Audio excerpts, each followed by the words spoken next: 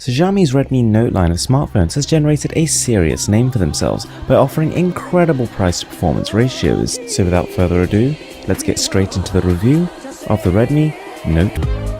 So the Redmi Note 4 actually comes in two models, and the one you're seeing here is the Redmi Note 4 Pro, which costs approximately $40 more than the standard model. Either way, the build quality far surpasses the price you pay for it. Xiaomi has seriously upped their game since the previous Redmi Note 3.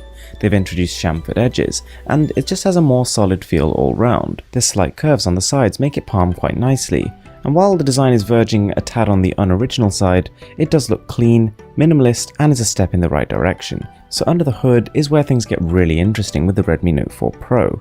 So we've got the Helio X20, which is a deca-core CPU that has 10 CPU cores, and all of them are active at once. Combine this with 3GB of RAM, and the Redmi Note 4 is by far the most powerful Redmi Note smartphone to date. In terms of UI performance, it absolutely flies, and the same can be said for pretty much anything else. Now it's easy to get carried away here, but even though it has 10 cores, this is not as powerful as smartphones like the Galaxy S7 Edge, even though those things have less CPU cores.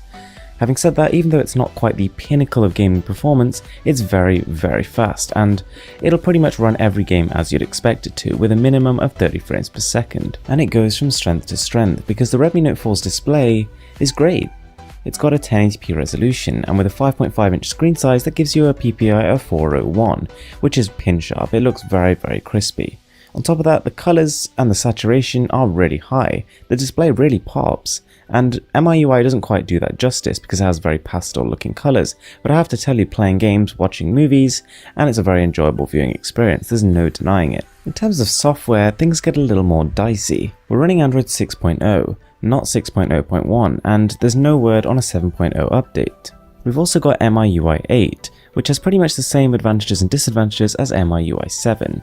It's slicker than ever, but still a little bit childish, and to be honest, whilst it's not terrible, I would recommend a third-party launcher. So when I took this smartphone out of the box, I started getting really excited because I saw two speakers. Unfortunately, there is only one. The other one is a microphone, but it produces a full sound with a noticeable amount of bass. Vocals sound great, and so do games and movies. Whilst every Redmi Note smartphone has had insane power for the price you pay, there's always been some room for improvement in the camera department, and I'm happy to say that the Redmi Note 4 has taken some steps in the right direction.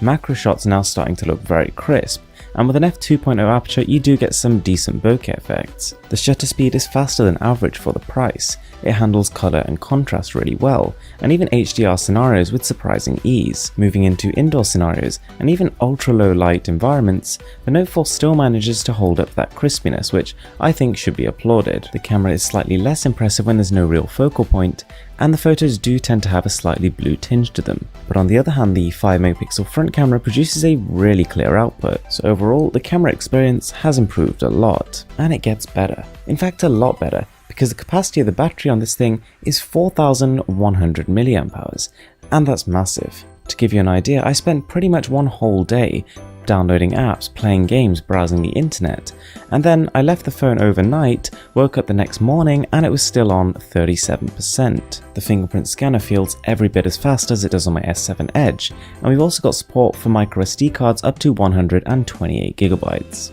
So guys, that is it. That is the Xiaomi Redmi Note 4. I've been super excited to review this phone, and it did not disappoint. It takes everything that the Xiaomi Redmi Note 3 did and improves on it in many ways, and whilst it hasn't quite reached that pinnacle of perfection, Xiaomi has raised the bar for what we expect from a budget smartphone. So if you've managed to make it this far through the video, then thanks a lot for watching, I really appreciate it. If you did enjoy it, then a like would go a really long way, and if you subscribed, that would just be amazing. With that being said, I will see you guys next time.